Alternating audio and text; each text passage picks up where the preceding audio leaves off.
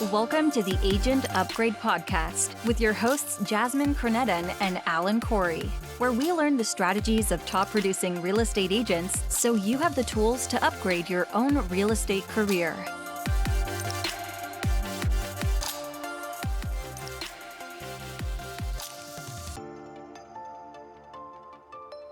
Hey, welcome to Agent Upgrade. We're trying something new in the new year here. This is going to be recorded live, and we've got video that's live, direct access to us, and we're going to be still keeping to our cadence of releasing on Tuesdays, but you can watch the videos, and you can see how we fumble through these podcasts in real time.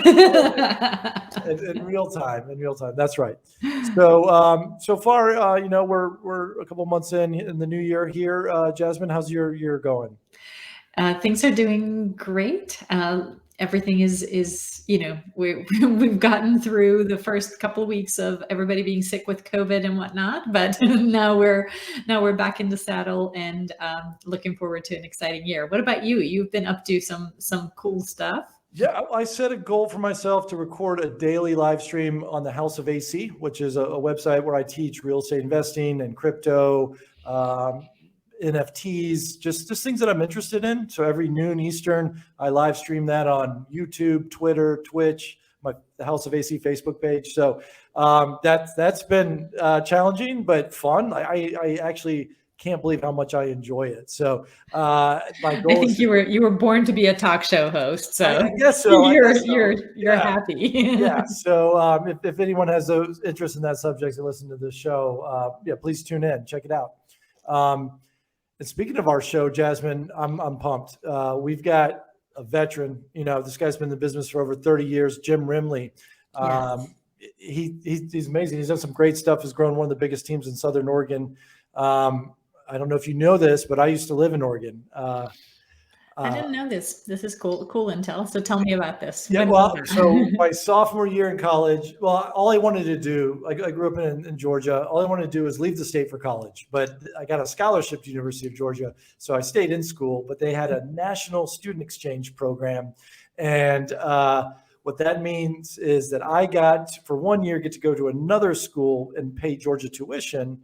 And then someone from that school got to pay their in-state tuition and go to the University of Georgia. You just swap basically Nice. with someone else. So I applied for the three programs that were furthest away from Georgia: University of Hawaii, University of Washington, and University of Oregon. The Hawaii had too many applicants. I did not get through. Washington, the same thing. I guess that's very popular. However, I got settled in Eugene, Oregon, and when I do something, I go all in. So this was the year you may have seen videos or photos of me with shoulder length dreadlocks.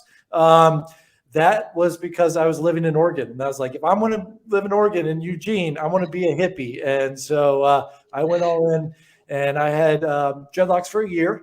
And that is not something I recommend for anyone, especially if you're single and you're trying to pick up ladies. Dreadlocks don't work. Yeah.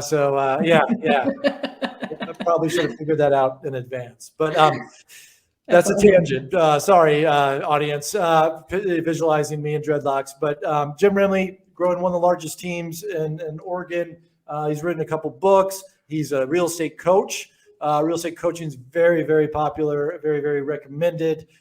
Just sort of, it's an accountability partner, and also does things that you may not come to naturally, or it might take you 6 weeks to come to some sort of decision, and he's great at helping you along. I've only heard great things about Jim, so if you're ready to get started, we'll invite him into the show here. Sounds lovely. Let's do it. All right, Jim, Hey. Welcome. Thanks for coming. Here I am. Yeah, thank you. So go Ducks. So you were a duck, huh? Yeah. What are you? Are you a duck or? Oh yeah, it's a duck country down here for sure. Okay. All right. We actually have an office in Eugene, Oregon, so it's really it's kind of crazy. Oh, nice. Yeah.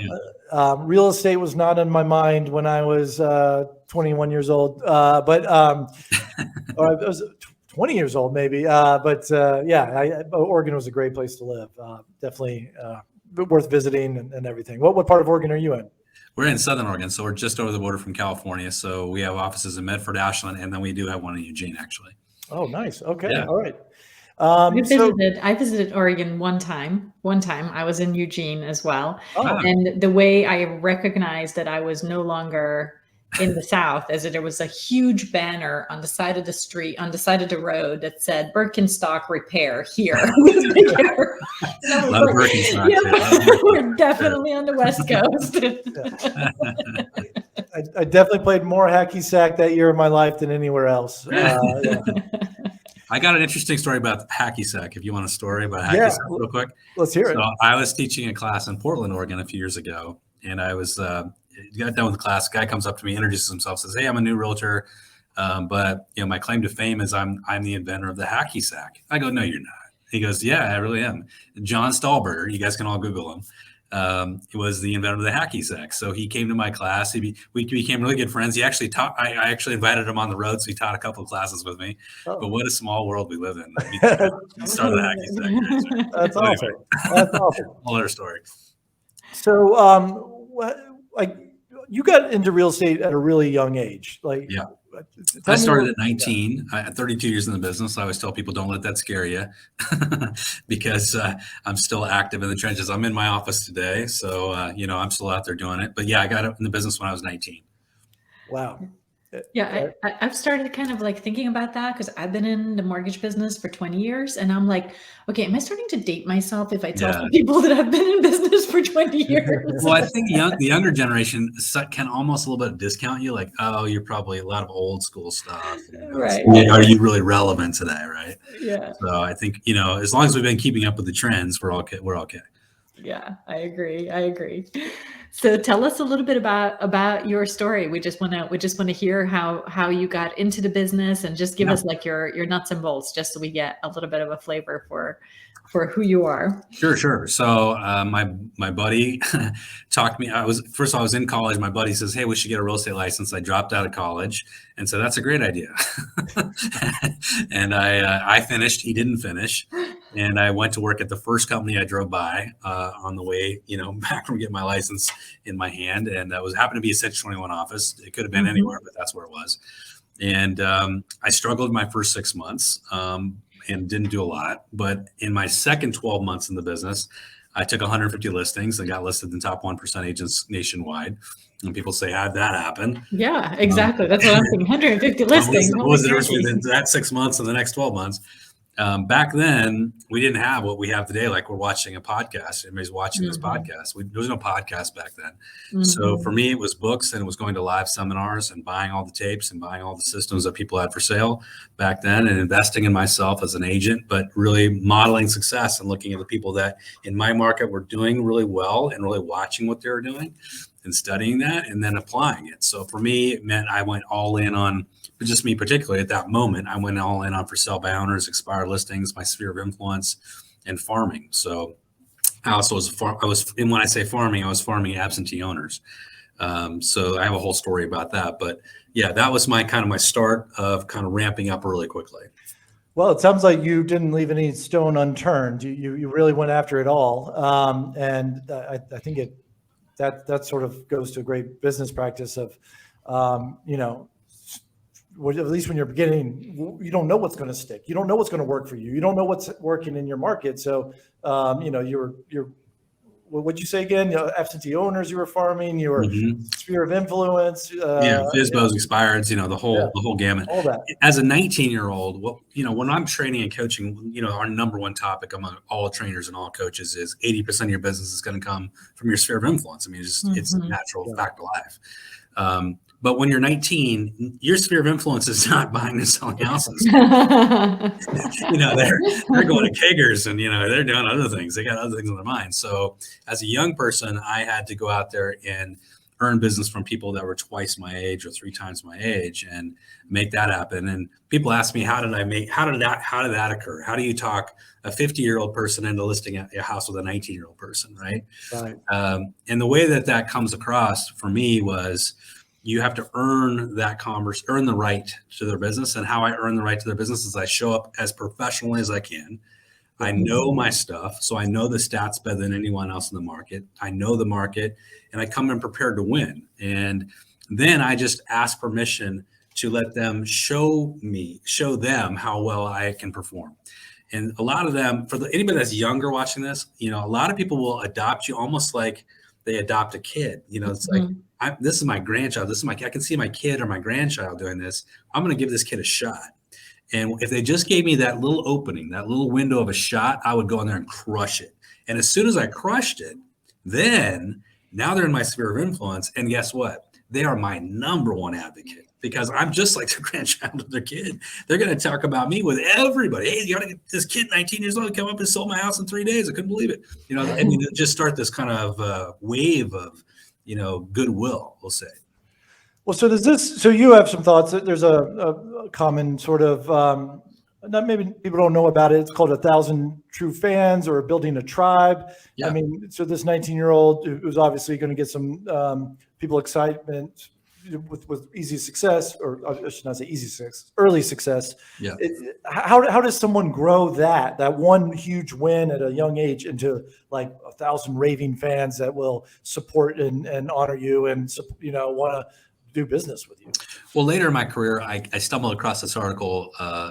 It was in Wired magazine, actually, is where the genesis of it. There was a book about it as well.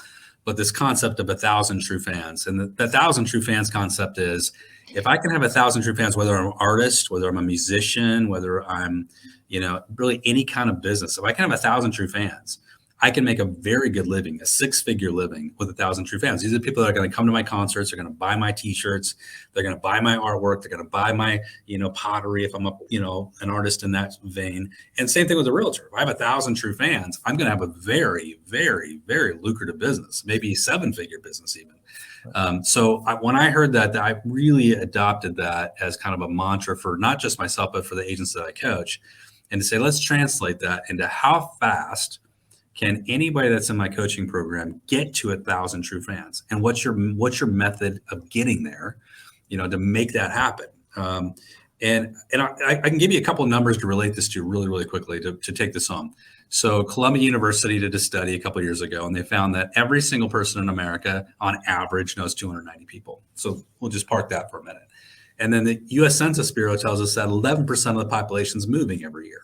Right? So you extrapolate those two numbers, 290 and 11%. That means of every single person knows 11% of their friends list is going to be moving the next year. That's 33 people a year. Okay. Now let's throw half of those out because they're not homeowners. They're deadbeats and they got bad credit and whatever. Right. They're not going to buy or sell. Then you got 15-ish. Now let's say of those, half of them are already connected to a realtor. That leaves you 7 or 8. Now we'll just throw another half out just to throw another half out. That leaves you 3 or 4. Okay. Yeah. Now, everybody, if they think in your mind, how many homes, I'm going to make this really simple. How many homes did you sell last year in 2021? A lot of people, I talked to 2 people right before this coaching or this call today, and one had sold 12 homes, one had sold 20 homes. Yeah. And I asked them this question. Now imagine the 12 people you sold homes to. You want to talk about leveraging fast. The 12 people you sold homes to referring you to 3 closings this year and you going from 12 to 36. Right. Not only is that entirely doable, that's like the low end of what's possible. I mean, I'm being very conservative. If you can actually leverage your numbers up, the person that did 20, I said, imagine doing 60. It's just about you getting in there and doing your job at a really high level and creating a raving fan and then leveraging that relationship. And the key thing with this, guys, is moving relationships that are down here, notches on a belt, which is what a lot of team leaders and a lot of offices look at transaction as transactional notches on a belt, moving that from that to friendships. I happen to work with some of the most successful agents in the country. One of my guys we just got his numbers close to $140 million last year. Wow. When you look at those numbers and I'm interviewing him, I say, tell me about your last 3 transactions. And he'll say, well, I sold my buddy this, I sold my friend this. He's not referring to them as clients or customers. They're friends, they're buddies, they're close relationships, even for a guy that's doing $140 million a year. Mm-hmm. So that's kind of the genesis of that whole concept. I love that. I think, and I agree with that. And I think I like to think that I'm going to do triple my business because I'm going to get three clients of everything I do. That would be wonderful. But yeah, I find myself also referring to everyone as my friend. It gets very intimate in a home search, and you're with their family. You do become friends, right? Yeah, you do become friends, right? Yeah. And honestly, if we're not friends, I don't, why are we working together if we don't like each other? Yeah, right. Exactly. But yeah, that's great. So once they become your friends, once you do a transaction, you get some referrals. How do you ensure that buyers are, stay loyal to your brand and that agent? That's a great question. So, you got to think about loyalty is earned. It's not a right, and a study that was done a couple of years ago by NAR found that 50% of all the clients in America couldn't remember their agent's name after 6 months. Now, what's the reason for that? The reason for that isn't that the client has a responsibility of remembering your name. Right. It's your job to make sure that you continue the relationship. So most agents are very transactional, and they're just looking for instant gratification. This is the problem with agents in every segment of America that I coach to, is that we have gotten into a very bad habit of looking for instant gratification when it comes to lead generation. So a lot of agents, in fact, in the last, we'll call it the last 10 years, completely moved away from lead gen, and some of the biggest teams in America have too, and they offloaded lead gen to Zillow and Realtor.com, and they wrote checks to Zillow and Realtor.com and said, you just do the lead gen, give me the leads. I'll hand the leads to my team. My team will grind through 100 leads to get to maybe 1 or 2 closings, and that's my business model. That is it's a death sentence for any team that's listening to me that's still on that. Is a death sentence. You're on the way to destruction of your business. You have to throw that away and say instant gratification is not the solution. Long-term relationship is the solution. So what does that mean? It means 20 to 50 contacts a year with every single person in my sphere of influence. And that's a matrix of contacts. That's phone, that's text, that's events, that's social media, that's emails, that's bulk mail, that's personal mail, that's giftology. I mean, it's all a part of the mix. And I have to come into each year with a huge strategy that's mapped out on a 12-month board that says, here's exactly what I'm doing every month. And we're not breaking new ground here. I mean, this is something we've all heard before, but it's implementation of this stuff that makes the difference. Now, I know a lot. Go ahead, Jasmine. Yeah, no, I think the implementation is where most everybody gets stuck, because we can all make a really good marketing plan. But then, when it comes to executing and running around and delivering whatever that is, the Popeyes Right. or whatever, that's where most of us get kind of jumbled up into implementation and execution of the plan. No, quite. And the biggest challenge that agents all have is we can all get motivated for a day, right? Mm-hmm. We can all be like, I'm fired up. I listened to this podcast and they said to do this. So I can get fired up today and maybe tomorrow, maybe the next day. But consistency is what's going to create the wins over the long term. Inconsistency is your number one enemy for 2022 is how can I avoid being inconsistent, and how can I create systems to be more consistent? And that's really the ultimate goal for all of us, is that consistency day in and day out. So we create compound results. What happens is we'll do something for a week or two and we don't get instant gratification and we stop doing it. We got to say, I can't expect results in 1 week or 2 weeks. I've got to give myself time to grow these systems over time. And that's the key. Now, I get this question often from some new agents on my team, and I am actually hiring right now. So if you're listening to this and you're looking to join a team, please reach out to me. But do you mind doing like a little bit of role playing with us, Jim? Sure, absolutely. Okay. So this is a question I get quite often. What do I say? We closed on this deal 6 months ago. I haven't talked to the person. I know problem number one, you haven't in touch for 6 months. But can you pretend calling me that I was your past client and just sort of re-engage me, maybe? Yeah, for sure. So there's a lot of different strategies. I'll give you one strategy right now as we're coming into the new year, right? Yeah. So as we're coming into the new year, I might call you and just say, hey, you know what? I'm just thinking about all my clients today, and I wanted to give you a quick buzz, let you know, because a lot of times in the new year, people start thinking about what they want to do to their houses in the next year. And I don't know if you know this, but I've got a kind of a cool concierge program put together. I've created a list of the top 10 vendors that we work with every day in my business, plumbers, electricians, carpet layers, you name it. And, if you this year at any point think, hey man, you know what, I need a plumber, I want you to give me a call and I'll hook you up and I'll make sure you get the best pricing too. Make sure they do a great job, because, you never want to call somebody you don't know. So I just want to put it out there, and also just check in and see how you guys are doing. What's going on with you guys? And so what I get out of that is that it's a call, not asking for business, not asking for referrals. It may lead to that, but it's a call of value. You're providing value to me. You're not trying to take something from me. You've already sold me a house, but you're saying, hey, by the way, I know electrician and plumbers, and just want to let you know, when the spring comes and you're going to be doing some home repairs, think of me. Absolutely. And that's a great way to look at it, is we never come to it like we're never leading with our own need. We're always leading with the client need. Our needs are secondary. They don't care about our needs, right? They only care about themselves. I mean, it's selfish, but it's true. And if all of my calls are about me getting a referral from you, you're going to stop taking my calls. You're not going to engage with me at all. This has to come from a place of value delivery in each call. One call that every single agent in America should be making every single year with every single person in their database is a home value update call. And if they're not doing that very basic once a year call, they're blowing it, right? Yeah. And a lot of people think, well, I've got homebot.ai set up, and that's giving them an automated valuation every month or something like that kind of system, which I think homebot.ai is fantastic, by the way, and I recommend everybody uses it, or something like it. But it's different than an actual CMA that you put together. So one thing that I recommend is, you're making that call. Hey, I just want to give you a quick update on your house value. I'm doing this for everybody, and I ran a quick CMA for you. Got a couple minutes, we can hop on a call and I can walk you through it. It's pretty exciting. I mean, I'm excited for you. Right. I mean, and that's valuable too. And even if it's bad news, like, they need to know where they stand, right? Exactly. Yeah. And for sure. Yeah, you're not going to paint a rosy picture just to make them happy. It's like, hey, just want to let you know this is where we stand. This is where the market is. And yeah, if it's handmade and they can see a CMA that has their neighbors' houses and what it's sold for, because they probably already know what it's sold for. Everyone knows what their neighbor's house sold for, typically. And then they're like, oh, how does that affect mine? They just naturally have those questions. And the fact that you're there for them, anticipating those questions, I think that makes them feel warm and fuzzy and like a friend that you're looking out for them. Yeah. And just as a side note, really quickly, I mean, a lot of us are plugging into automation. And automation is great. And I'm a big believer that automation is like the safety net underneath us, because we'll fail at some point. The automation will catch us. It'll be there for us to support us.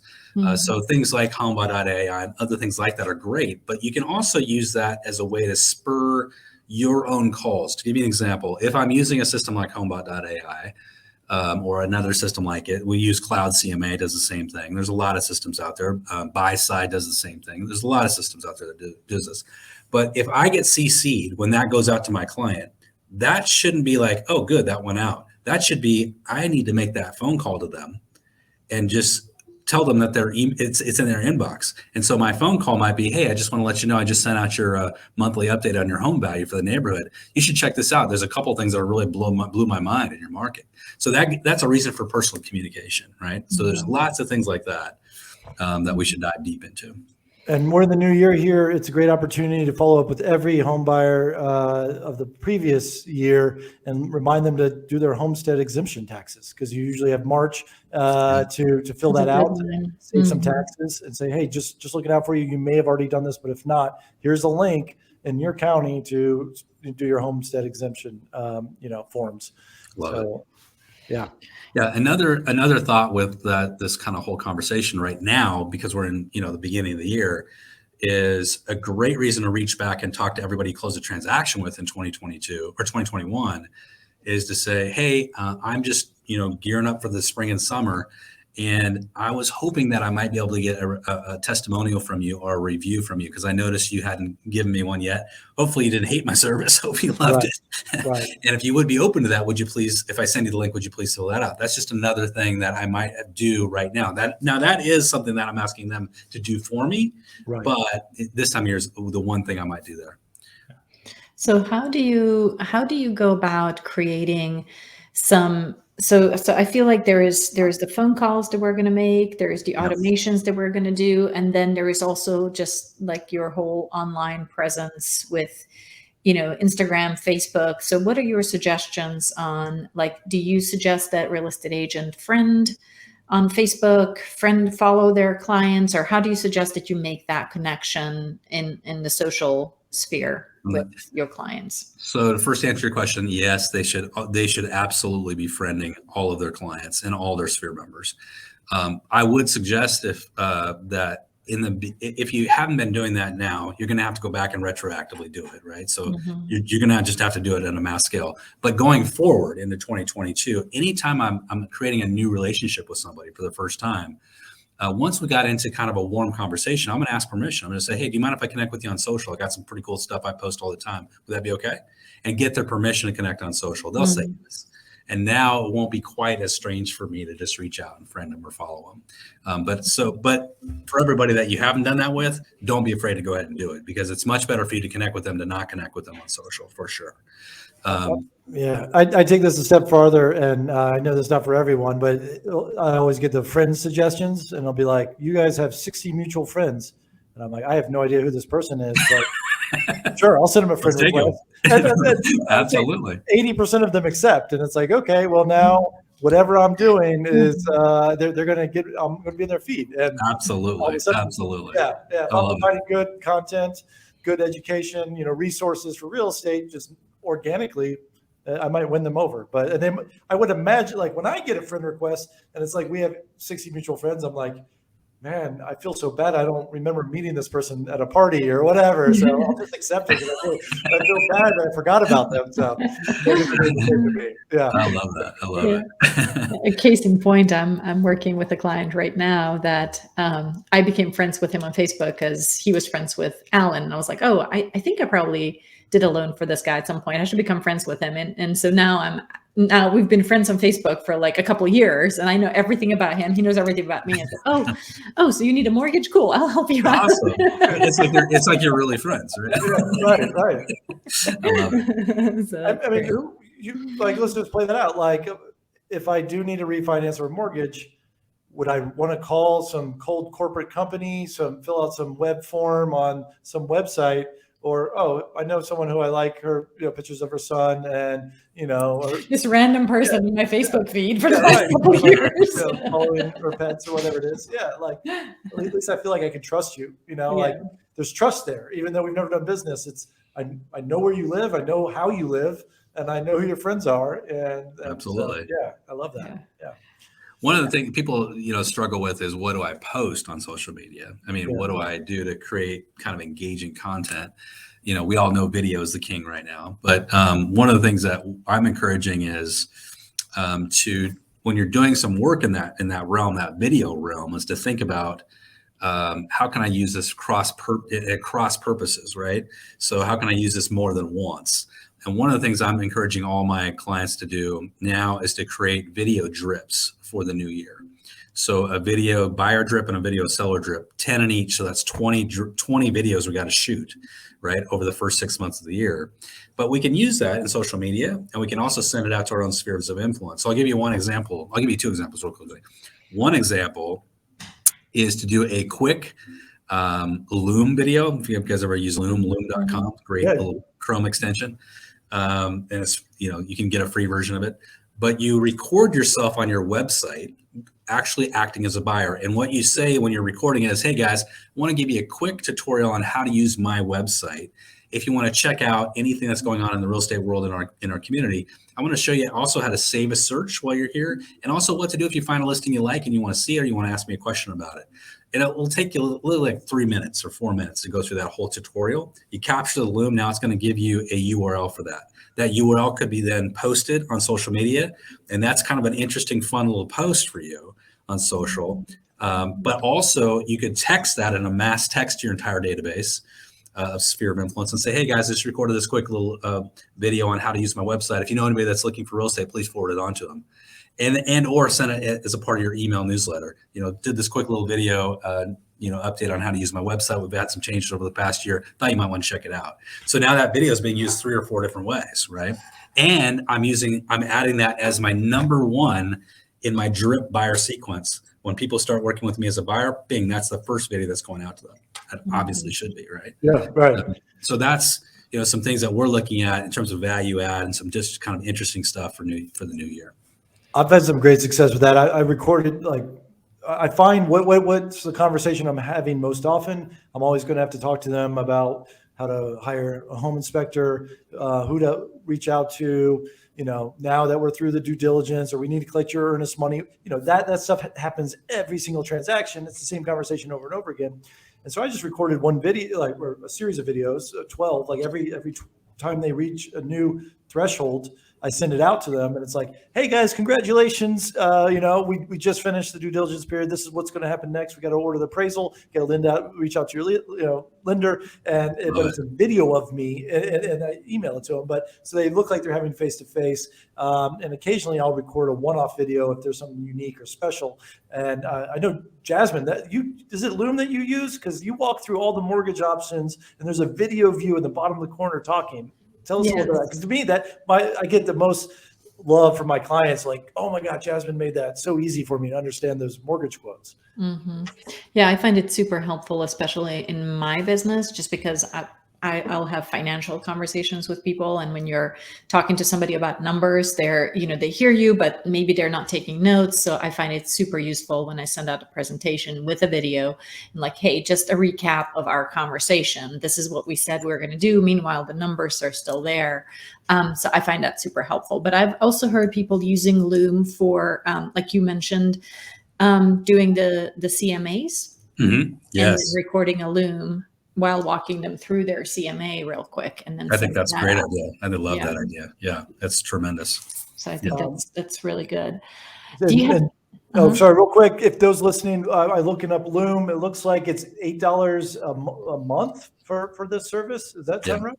That's right. Mm-hmm. Okay. All right. Okay. Sorry, Jasmine, go ahead. Yeah, no, super, super great. I love it. No, I was gonna ask if there is any other nuggets or tools, like you mentioned that you text to like a lot of people at once. Yeah. Is there any particular software that you need to have to be able to do that? Because obviously you can't do that from your iPhone. Yeah, it depends on. Some of you have some people watching this will have CRM that's enabled to do that. Like Lion's Desk, I know will do a mass text out of Lion's Desk, but a lot of them don't yet. I think that'll be a new feature that most of them will add over the next couple of years. But we use a system called easytexting.com, where you can upload a database of your sphere of influence. But we also use it in other ways for neighborhood farming. Like if you use like the Red X, for instance, and you do a geo farming and you say, I want this neighborhood, you can actually they'll have about 70% of the phone numbers for any given community, roughly. So you could harvest those phone numbers, upload them to EasyText, and then easytexting.com, I should say, and then have a marketing message that says something like, hey, I have a buyer looking in this neighborhood. If you're considering selling, please reach out to me, those kind of messages. And how I got turned on to this whole thing is I own a lot of real estate. And so I was starting to get these from investors. I was like, how are you guys doing this? And I actually asked them, hey, I'm a realtor. How are you doing this? Like, oh, here's the process. I'm like, well, you having success with it? They said, absolutely. So it's really interesting. Text marketing for me is one of the biggest things we're coaching to coming into 2022. I'm a strong believer that it's pennies on the dollar to, anything else. And we've all kind of done email marketing. But text marketing has so much higher open rates. It's vastly superior. But when you're coming to your sphere of influence, it's almost 100% open rate because they know who you are. But in farming, it's still like 40 or 50% open rate. It's a huge open rate. That's great. So what do you put in a mass text? So the mass text could be something like, I specialize in your market area. If you're interested in exploring what your home is worth, click this link, and it will link them back out to like a Jot form or a Google form where they fill it out. Or it could be a specific ask, like, if you do have a buyer for a neighborhood and you're doing a mass text out, I have a buyer that's pre-qualified, looking to purchase a home before March 10th. Please give me a ring if you would consider selling for cash. Okay. So the mass text is either to non-clients now, you're kind of farming, or to other real estate agents. No, I wouldn't do it at real estate. It's only to my farm area or my sphere of influence. I wouldn't. I wouldn't. Okay. All right. Yeah. Have you figured out a way to send videos via mass text? No, the only way you could send a video is with the link. You're going to link out to the video. Mm-hmm. Bomb Bombs is more email based. A lot of people use Bomb Bomb, but that's not really for text video text, I should say. You can do if you can do a really short video, but those are one-off. You can't really do them in scale. So, it doesn't really work well. Mm-hmm. Mm-hmm.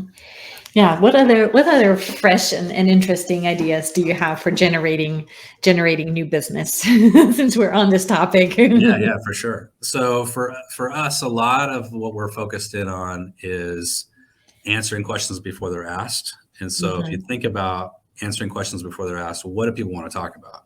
And what's going to be the thing that's going to engage them the most? So we try to do, we're trying to get ahead of and looking at what Google is telling us is the most frequently asked questions. Like most recently in December, the most asked questions were, can I use my equity in my house to buy another house? That was one question. And another question was, what does it mean for your home to, what do appraisers look for in your home? That was the other question. So those are two questions that we know, according to Google, were the most asked questions in December about real estate. So when we know that, then we put out content that surrounds that, and we push that content out, and we create videos around that content. So a lot of times we create things that nobody cares about. Right. We got to be very careful of that, and we got to go where the audience is. So that's something that we're doing a lot of. How do you know what people are asking for those who are? I wish I had that website at the top of my head. I don't have that. There's a website that answers that. I think it's answerthepublic.com. I'm not sure, but we have a marketing director. Google Trends, maybe? There's the Google Trends. Could be Google Trends. Yeah. Okay, you can search. A lot of people are searching football. There's a big football game today. So there you go. Yeah. All right. So, that's really interesting. Now, with the text messages, the Zooms, there's some distance. Like you're trying to turn a technical thing that's maybe not 100% personal. How do you create deeper, sort of lasting connections and really kind of connecting with clients? I'll tell you the number one way, and this is really when you talk about lead generation. Yeah. It's the number one way every single agent will avoid trying to do. Yeah. It's the number one thing that works, but I don't want to do that. I just want somebody to hand me a lead. Just give me a lead. Right? Okay. So, and I'm going to give you an example. I had this guy come to work for me in his second year in the business, did $17 million in his one of the number one agents in the country in his second year. And his number one strategy was every day he called 30 people in his sphere, and he just set one appointment to go to coffee, dinner, drinks, lunch, coffee, whatever. And he just did a networking appointment a day. And the networking appointment was not about real estate. It was just about connection. It was just about having a relationship and deepening relationships. And I tell every single new agent this story that if you want to go from 0 to $17, $20 million in business, the fastest path and probably the least expensive path and probably the easiest path is to go and have one networking meeting every day. And that's probably going to take you the fastest way instead of cold calling and paying for leads and doing every single other thing in the world that you can possibly be doing. But every single person will try to avoid that. Like, oh my gosh, I can't do that. That's not going to work. That doesn't give me instant gratification. But that is the key right there is networking and letting people know that you're there to help. But when you're networking, there's a great book. I'm sure you guys have all read it, The Go Giver, which focuses on giving before receiving. And in these meetings, you're focusing on the aspirational goals of your clients. So if I'm meeting with one of you, if I'm meeting with Jasmine, I'll say, Jasmine, we're coming into a new year. I mean, what's your, your big goals for the new year? What do you want to try to get done? What's your BHAG, your big, hairy, audacious goal for the year? And you're going to share it with me because we're going to have a conversation. And I may not write it down in front of her, but when I go back to my office, I'm going to make a note in my CRM. Now I know what her aspirational goal is for the year. And while I'm there, I'll say, hey, if I can help you with any of that, I'll certainly try. I'll keep my ears open. And if she says I want to open a coffee shop, or I'm going to go to Hawaii, or I'm going to do this, that, or the other, I want to put my kids in college, I might even create a Google alert around what she said. That's like a listening post on Google that Google will send me however often I want, every week, every 2 weeks, every month.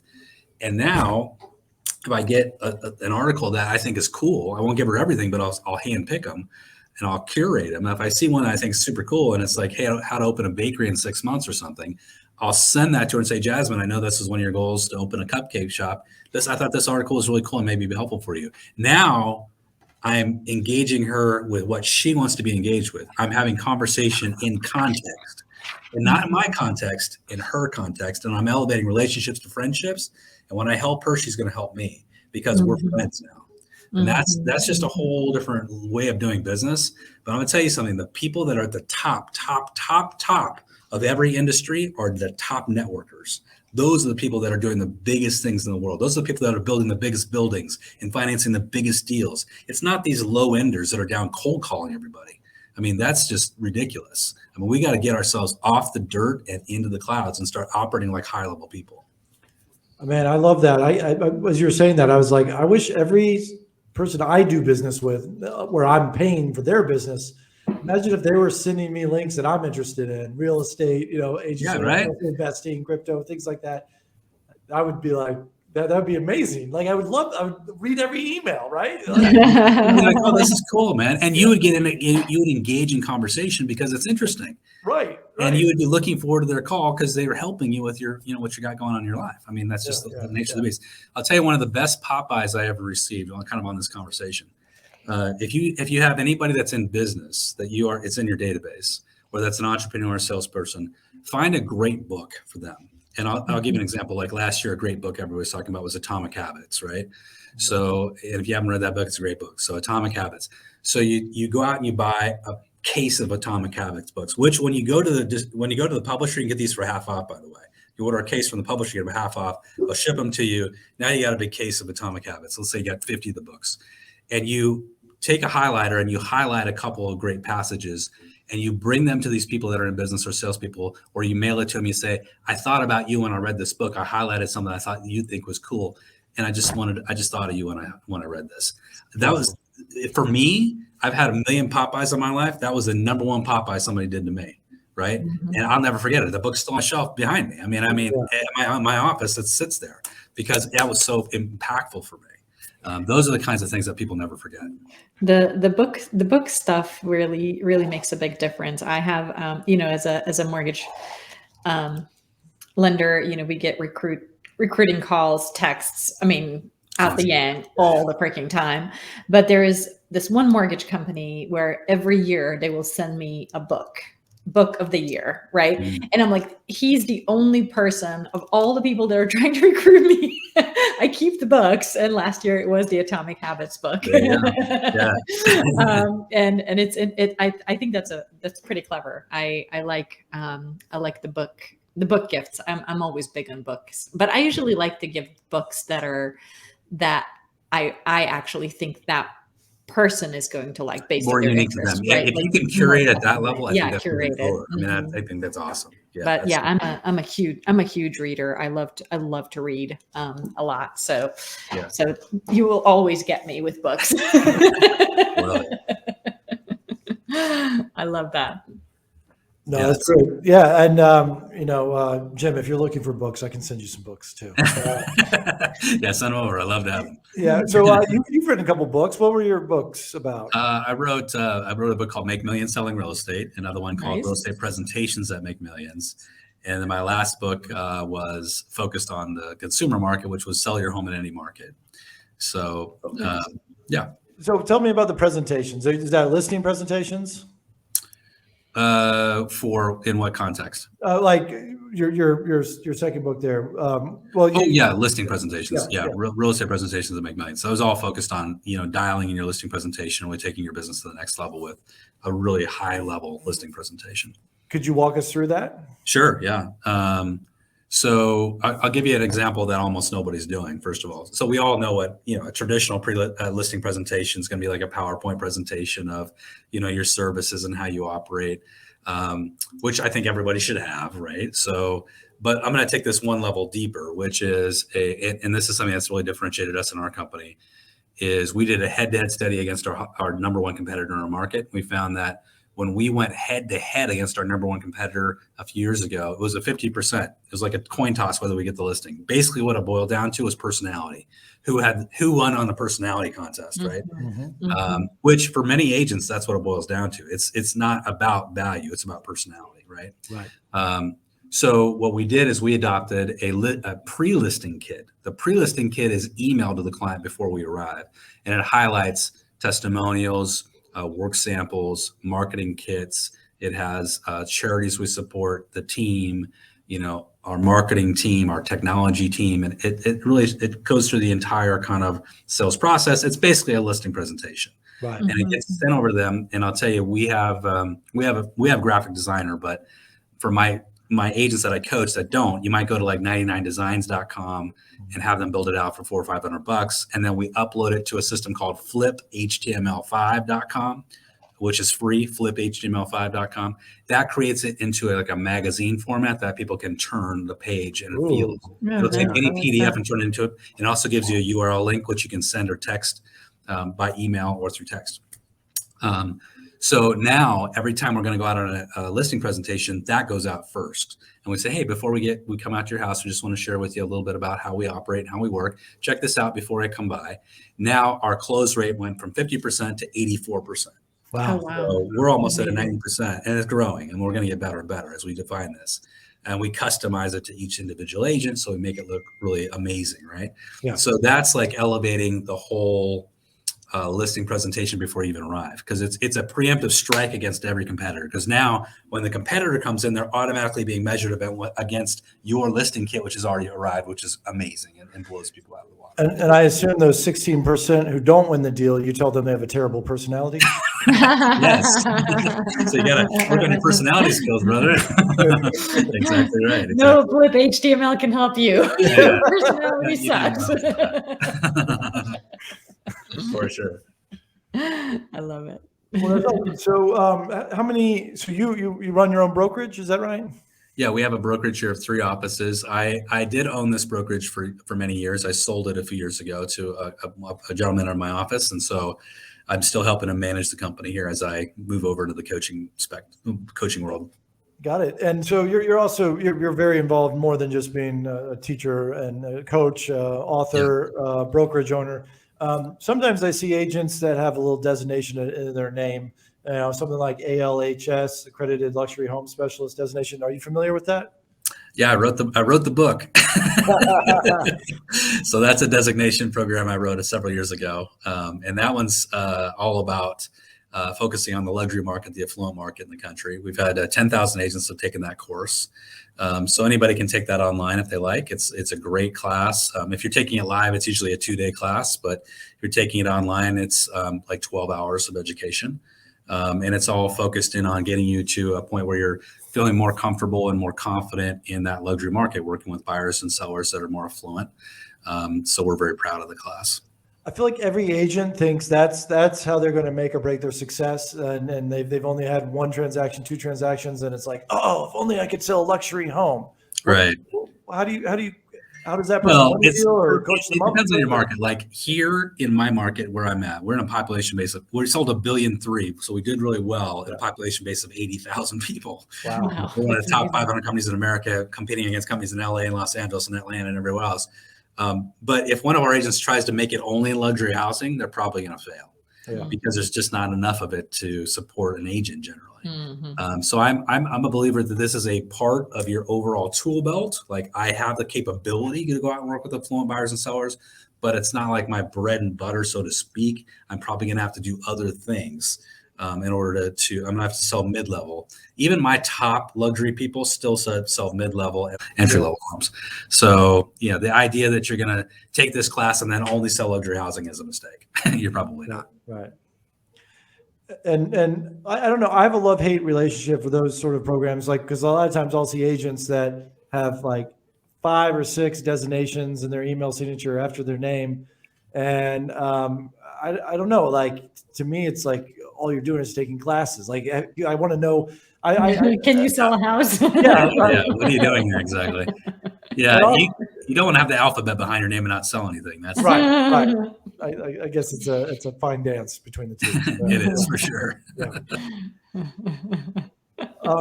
Well, so cool.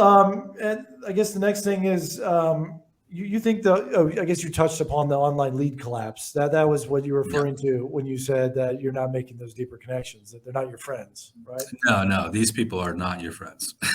I coach a lot of people that have pivoted, a $10,000, $20,000 ad spend with Zillow, and we've helped them pivot out of that. where they were just, getting buried by Zillow or Realtor.com. And we say, how can we actually turn this around for you? And for a lot of them, it's been to pivot those dollars into direct mail and really focus in on generating seller leads that are high quality seller leads instead of generating tons of crappy buyer leads that go nowhere. Yeah. So how about a little bit different is how about these iBuyer programs that may be trying to replace a real estate agent and basically offers on the fly and whatnot? Do you see that as a legitimate threat? I see it as a fad in a market that's appreciating at 20%. In 32 years in the business, I've been through 5 different market cycles. I guarantee you in a down market cycle, all those places collapse. They will not be able to survive a down market cycle. Yeah. And we're 12 years into a 7-year cycle. So the idea that I think iBuyers are here and like having any kind of long-term impact on our business 5 years from now, I don't see it. I just don't see it being a huge impact. That where we have to look at iBuyers as what they are.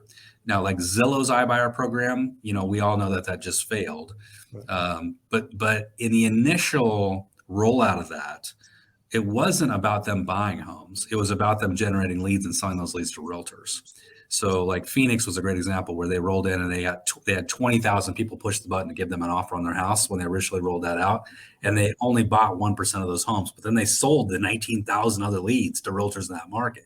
Yeah, okay. That's what we have to be careful of. And agents have to say, that's the war that can be lost is lead generation around the concept that somebody will give you an offer on their house. So, you can win on that war too, but you're going to win from coming at it by coming alongside the iBuyer and saying, yeah, iBuyers are an option in this market. I can guide you through that process. You're going to probably take about a 20 to 24% discount on your house when you go the iBuyer route in general across the country. Or we can go to the open market and get you a lot more money. I can show you both paths and we can kind of walk you through both. If you decide to go iBuyer, great. I'll work with you as a buyer buying something else. If you want to work with me on the open market, we get you a lot more money. It's a couple pieces of the puzzle that are a little different than the iBuyer side, but I can show you that too. So we don't take a enemy position. We come alongside and we wrap our arms around it and we win. That's how we win. Right. Yeah. Right. I love it. I used Zillow for a really long time. I was one of those loan officers spending tens of thousands of dollars per month on Zillow when for a while, and it was good, and it helped me build a big database because I got a lot of people. I got but ultimately it just there's just like you were saying at the beginning of the conversation, there's just nothing that can really replace that, the connection, right? Picking up the phone and connecting with the people that that are your fans and that are going to, carry the flag. And absolutely, for sure. Yeah, no question. So I may leave you with one last question here that I think is near and dear to Jasmine. She comes up with this question a lot. For someone who's a successful agent or just as successful in business, how do you tell those guys to have a work-life balance? That's a great question. So with work-life balance, I always talk to people about your business planning procedure, kind of how you go about planning your business for the new year. We're kind of in the beginning of the year, and there's a lot of people doing this right now. A lot of people start with a business plan, and they say, I want to close X dollars, and I want to do this, that, and the other. And then their life must revolve around that business plan. So your life has to serve your business plan. Instead, we've got to go the reverse. And we got to say, I got to start with a life plan and then build my business around supporting that life plan. So like, for example, my life plan could be, I want to take 4 weeks off this year. I want to go to the office at 8 a.m. and leave by 5 p.m. I want to take most of my weekends off. I want to, be able to spend some time with my kids. I want to do this. I want to do that. I want to buy a new house. I want whatever your life plan looks like, right? And I design that life plan, and then I say my business that I'm building has to support that, not the other way around. Otherwise, you can get to a miserable level of success. I mean, I've coached people out of miserable levels of success where they're at the peak of their career on the paper, but they're miserable. They're going home to empty houses and broken marriages and kids that can't stand them. And they got new cars in the driveway, and they got a pool, and they got, all these fancy clothes, and nobody cares, right? It's immaterial. right? We have to say our life has to be fixed before anything else. I had one great coach tell me years ago, one of his questions to his students was always this: if they had young kids, he would ask them, when's the last time you played Legos with your kids? Great question. And if you can't answer that, he would say, the first thing you're going to do is going to build that into your plan. I'm playing Legos with my kids once a week, right? And you can't do that. Your business doesn't matter. Right? Who cares? Yeah. I thought that was a great lesson. I love it. I love it. I think it's really important, especially to create a life. Like I'm always a big believer in, like, you can have it all. Right. Yeah. It's not that you can just be a mother or just a business owner, or, you know, I feel that we can do it all, but it does take being very intentional with your life, being intentional with your days. And, you know, I mean, I'm a relatively type A personality, I should say. And so for me, planning comes pretty easily, right? Like I can figure things out, but I don't know how you can create a life where you can have the time to spend with your kids and leave the office unless you actually spend the time planning your life and being intentional about how it's all holistically going to fit together. I agree 100%. It has to be intentional. You got to really spend some time thinking about it, because what will happen naturally is your business will be the vampire. It will just vampire every ounce of you out all the time. Yeah. For a long time, you know, I felt like my business was it always got such a high priority, right? Like I could be sitting on the floor with my son playing Legos, but then the phone rings, right? And then that it always came as number one. But then, of course, I feel like with time, and, you know, like we said, we've been doing this for 3 decades at this point. So you kind of learn to set your boundaries and then color within the lines. Like, this is my time with the kids. This is my time prospecting. I work these weekends. I take these days off, and then you create a life that you're excited about. I love it. Yes, I agree 100%. Jim, this has been very, very informative. I learned a ton from you, and I'm excited to. Thank you. Maybe you'll join us again and share more knowledge as time allows. But so for our agents, new, mid in their career, top level agents, how can you help them, or how can they reach out to you? Yeah, if they want to jump us on over at eRealEstateCoach.com, they can come in and check out our coaching program. We've got an intensive, for every level, by the way. We have one of the most affordable coaching programs in the country as kind of our basic level, but we also have high-level accountability coaching for top teams and for brokerages too, for entire brokerage operations. Wow. So when they come in, they get 2 weeks for free just to come in and check it out, explore it, and kind of take everything for a test drive. But as our base program, we have 19 weeks of intensive boot camp, like lead generation training every day for 19 weeks, paired with hundreds of downloads that people can use in their business. And then we do live coaching 3 times a week with that. Again, super affordable.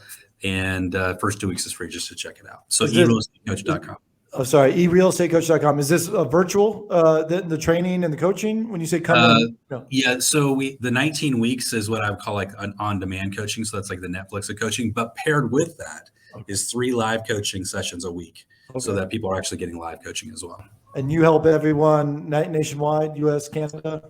U.S. and Canada, yes, sir. Okay. Yep. All right. So Jim Remley, eRealEstateCoach.com. Thank you so much for joining the Agent Upgrade podcast.